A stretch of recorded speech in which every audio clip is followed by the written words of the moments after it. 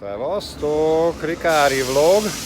Itt van mögöttem a moldáv hálókocsis vonat, és ezzel fogunk utazni. Bukarest Nord, Bukarest északi pályaudvaron, a főpályaudvaron vagyunk, és megváltottuk a jegyeket, már előre online, azért ki is nyomtattam, mert nem biztos, hogy az online-t mindig be tudjuk mutatni, és ezzel a szerelvénnyel Bukarestből Kisinyovba közlekedünk. 19 óra 8-kor indul, másnap reggel 8:44-re érkezik, tehát egy jó bő 12, majdnem 14 órát fogunk utazni, úgyhogy kalandra fel.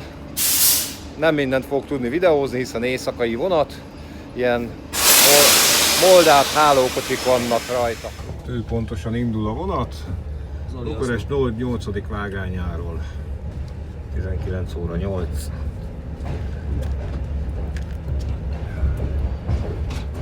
És itt a függönyön látszik, hogy Kalea Ferrata di Moldova, a moldáv állam vasutaknak a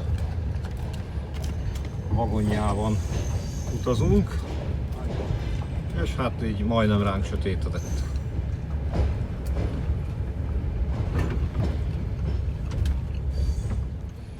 Krumplis, kolbászos, mititis dolgot kajálunk itt a moldáv hálókocsiban. Másik videóban ezt már mutattam, ezt a finom kaját. Igen, megéheztünk a mai bukaresti városnézésen, sokat mentünk. Most indul a nagy kaland. Haladunk Moldova felé, ezt hogy kapcsoltad? Alul. Aha. Oh. Itt a kis olvasólámpa.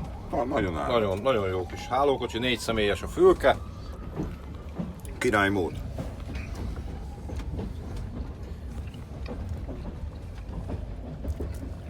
Ilyen kis kolbászkákat kapunk.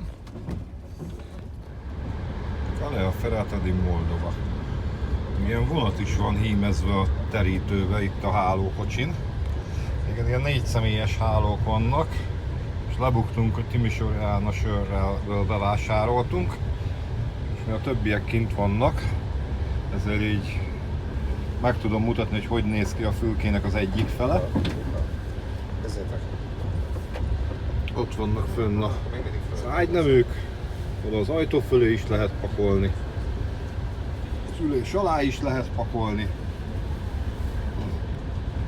A függönyt már láttátok, a moldáv vasúti címeres függönyt. És kinyitható létre van, ezen lehet fölmenni a felső ágyra. Megkaptuk az ágyneműket. És így be lehet csukni ezt a létrás dolgot. És akkor most ülünk a vonaton, és élvezzük az utazást. Hát sajnos a tájat nem látjuk. De attól még élvezzük az utazást. Túrt csak korlátozottan tudtam csinálni. Kicsit elmegyünk, megnézzük a folyosót. Hogy legyen egy kis moldáv hálókocsi feeling. Jön szembe valami vonat. Itt még 2 vágányú pályán vagyunk, román oldalon. Szerintem villanygéppel. Van egy ilyen előtér, és ez még nem a peron. Ott a tükrös selfie. És fertőtlenítő. Ez a szemetes. Ez itt. Föl kell nyitni. És ott a szemetes. És itt a budi. Zsilek közé megy a kutyi. Egy golyós csak a kézmosó, de van szappan olyan is, meg ilyen is. És olyan pici papír van. És itt van kint a peron, a leszállás, ide nem lehet ilyen papi menni. Nem tudom, le van zárva. Itt körülnézzünk itt most. Nincs teltház épp a fülkébe. Ott egy tükör. Azon nincs senki. Itt az utitársam. Megágyaz. Így néz ki megágyazva, ugye alul felül lepedő. Inkább itt mutatom. Van egy ilyen matrac, mert ugye a műbőrön azon csúszkálnánk. És akkor egy lepedő alulra, egy fölé, és arra a pokróc.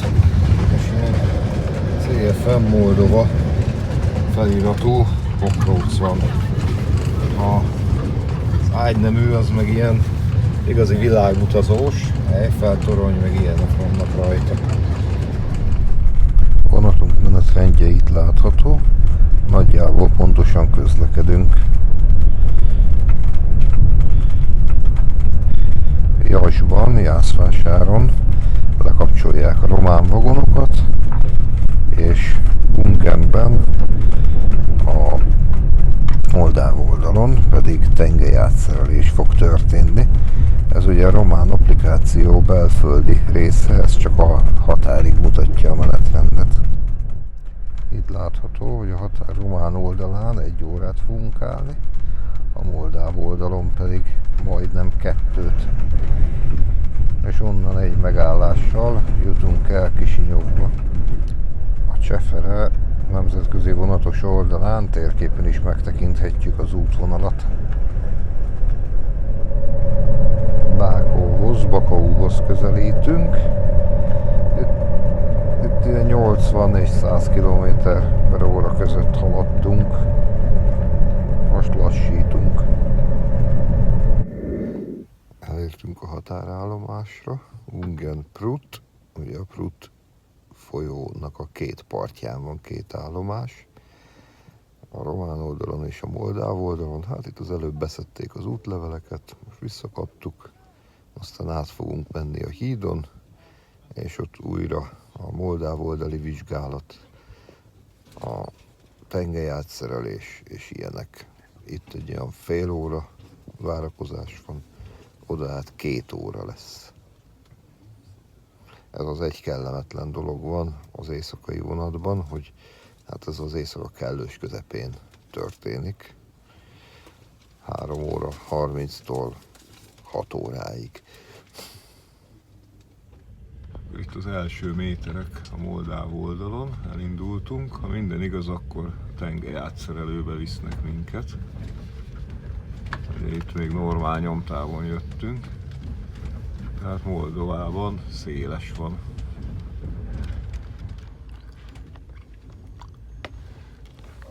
Tolnak be minket a tengelyátszerelőre. Valamennyi látszik belőle. Ugye eddig egyszer voltam ilyen tengelyátszerelős bulin, akkor Ukrajnába mentünk, de hát akkor ott még sötétebb volt Csapnál. Most azért valamennyit lehet látni, nézzétek, itt vannak a nagy csoportemelők, betolnak minket és fel leszünk emelve. Vonattal liftezünk. Ugye a tengelyátszerelőben a vágánytengelyeknek stimmelni kell, passzolni kell, hiszen alá kihúzzák az egyik forgóvázat alá a másikat, és annak ugye ugyanott kell lenni a forgócsapnak. Ezért úgy van megoldva, hogy ugyanazokon a sínszálakon megy a széles és a normál forgóváz, de hogy ne essen le a normál, ezért ilyen terelősínek vannak. Ugye mivel csak 85 mm a különbség, nem tudnak dupla sínszálat létesíteni, hiszen nem férne el a nyomkarima, és így van megoldva. És akkor itt vannak az emelők, ugye a szomszéd vágány is ilyen tengelyátszerelő, azon most nincs semmi. Nem nagyon látszik, de most szép lassan emelkedünk, most emelnek föl minket. Talán a hangja hallatszik.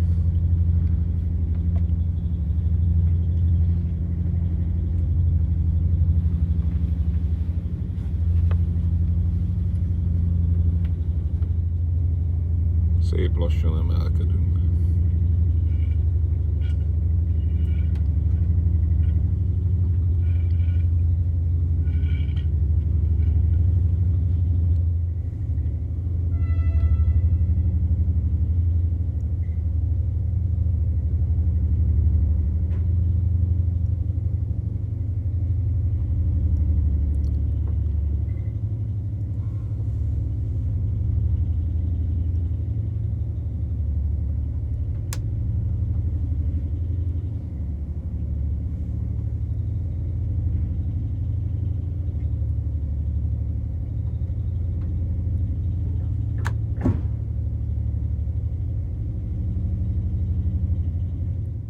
Tulajdonképpen felemelték a vonatunkat, és most cserélik ki alatta ugye a forgóvázakat, a futóműveket. Hát ilyenben is ritkán van részünk. Ugye ehhez Kelet-Európa felé kell utazni. És kitolták a tengelyeket, illetve hát a forgóvázakat be az újat, és úgy néz ki, hogy ereszkedünk vissza lefelé. Ugye bepozícionálják pontosan, és úgy engedik rá a kocsikat.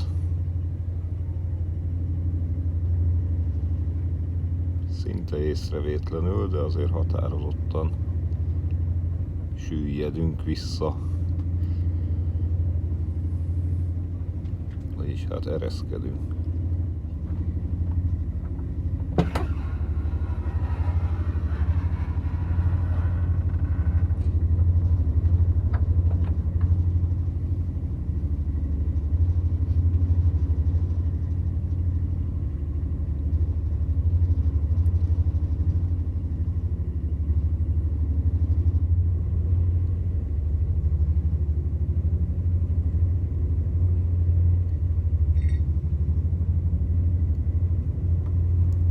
Magasra emelték amúgy a vagont.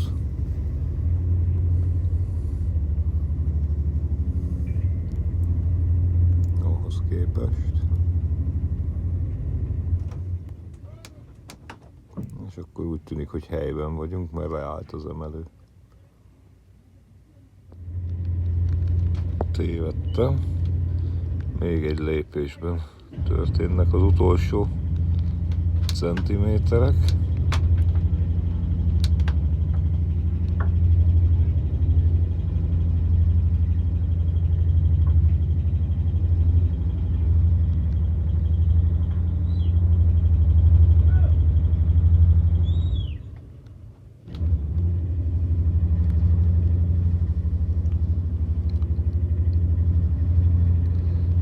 Látszik, korrigálni kellett.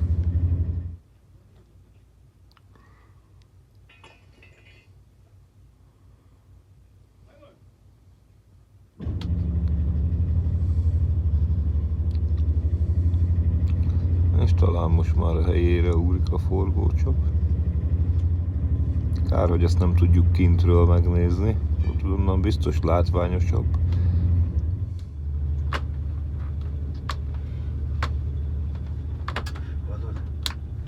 Harmadszor emelik vissza.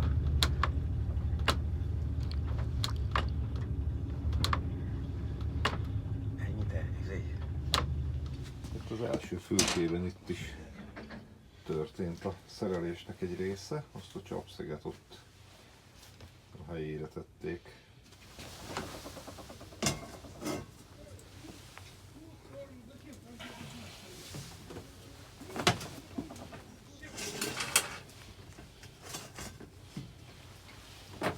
Kicsit részt vettünk így a tengely átszerelésbe.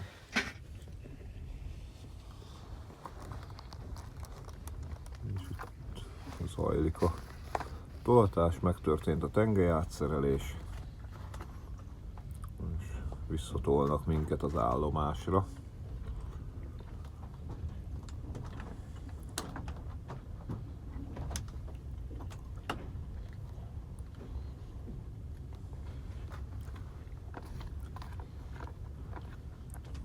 Ugye Ungenben vagyunk, a román-moldáv határ moldáv oldalán.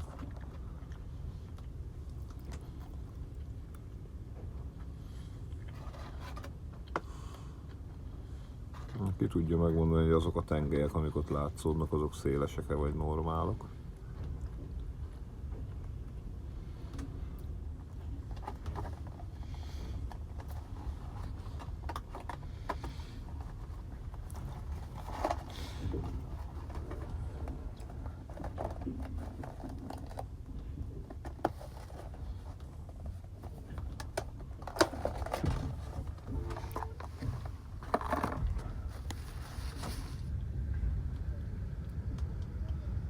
Ungen személypályaudvarra érkezünk.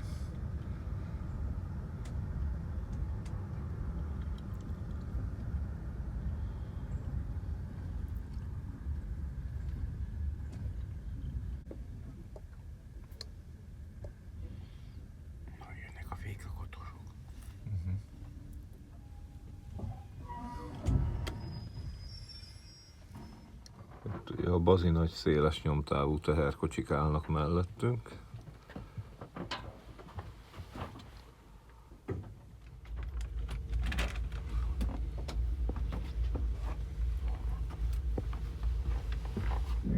Na, talán megyünk. Zoli, mondjál valamit.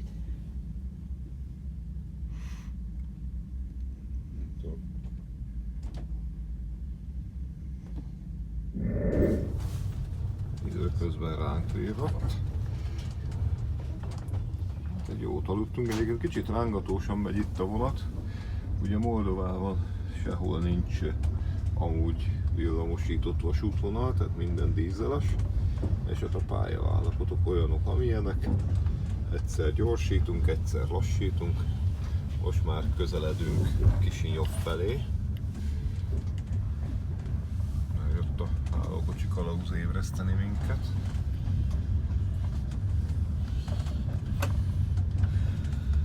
És ilyen hideg, ködös reggelre ébredtünk amúgy. Pedig az előrejelzés jó időt mondott Moldovára, de hát nem jött be. Itt a kocsi előterében, a budi előtt lehet borotválkozni, legalábbis villanyborotvával, 220 volt van a felirat szerint. Érdekes, hogy a fülkében lévő konnektorokhoz 110 volt van kiírva, de működtek róla a töltők. Ezek a mai töltők már elvileg tudják azt is.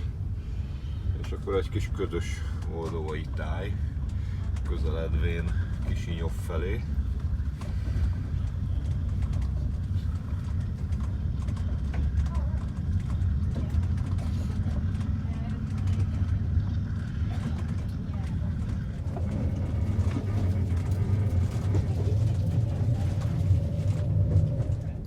Egy állomás elhagyott vágányokkal.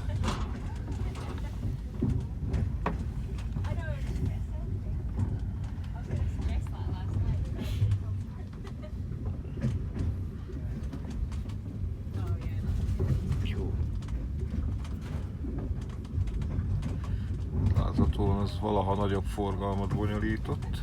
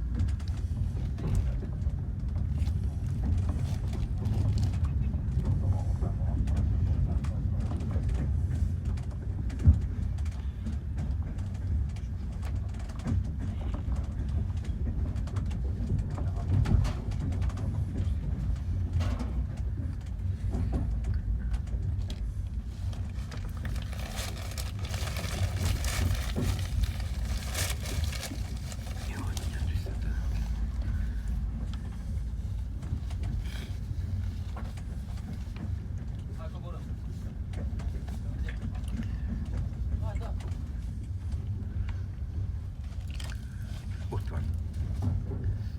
De szép. Érkezünk Kisinyov állomásra. Egy áhított gőzös.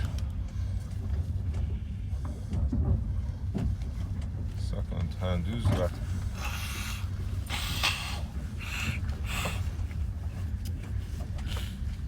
Moldova fővárosában vagyunk.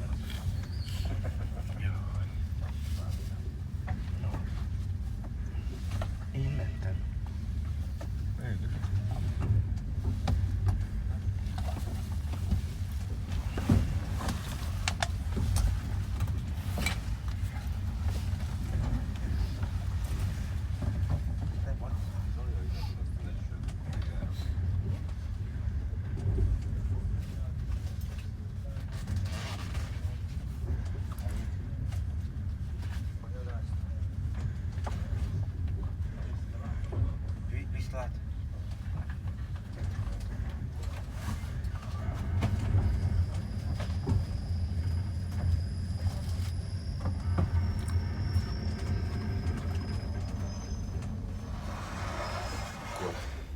elhagyjuk a fedélzetet.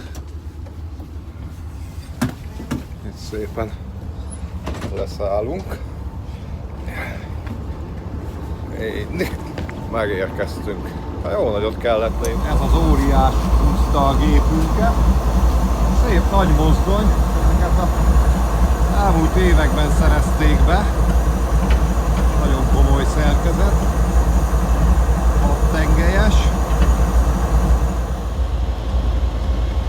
És már le is jár a gép a vonatról.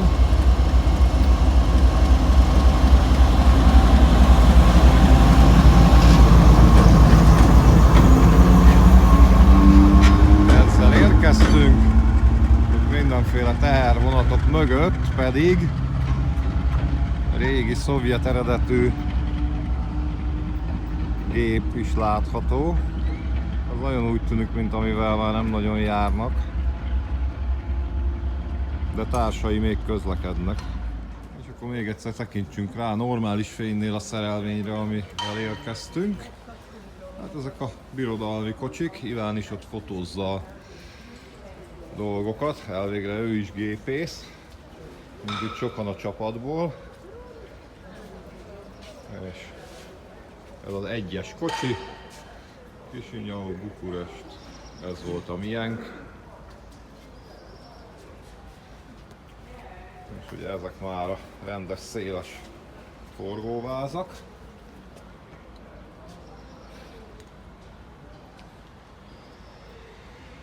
Itt a dinamó. Hatalmas a dinamó. Igen. Hát az ilyen.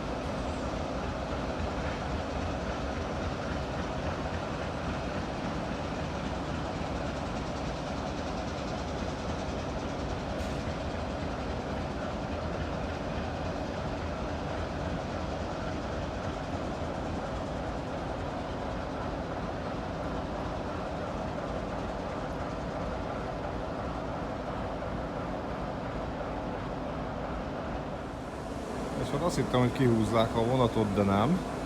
Úgyhogy most egy nagyon röpke körbetekintést végzünk itt a személyforgalmi vágányoknál. Tulajdonképpen 3 ilyen vágány létezik. És benézünk még az állomás épületbe is. Aztán megkezdjük az itteni kalandozásainkat. Egyébként nagyon szép, tiszta, rendben van tartva az állomás. Forgalma az viszonylag csekély.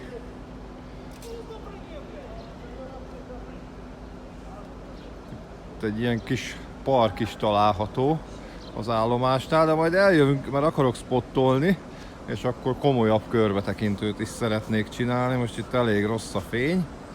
Ott azon az épületen ilyen, valamilyen üzemi épület. Ilyen mozaik található Moldova címerével. És a gólyákkal.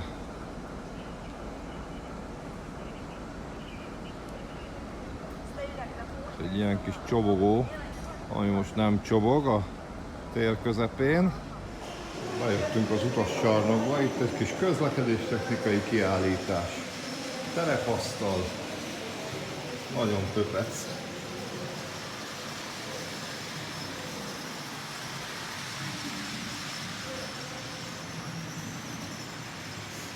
És egyébként ahhoz képest, hogy tényleg nagyon kicsi itt a forgalom, ahhoz képest nagyon pöpec állomás van. Nem túl nagy. Akváriumokkal. Van büfé. Nem tudom, hogy él meg ilyen kis utasforgalom mellett. Automaták és ilyen kis galéria is található. Érdekes, hogy a napi egy pár bukaresti vonatnak külön pénztárablata van. És itt ha elnézünk, akkor még zongorázni is lehet. De lehet, hogy csak ilyen kiállítási tárgy. Van itt nagyon jó pufa gőzös kép. És tulajdonképpen itt vannak a kasszák. Külön van a bukaresti vonathoz, az a napi egyhez. Érdekes.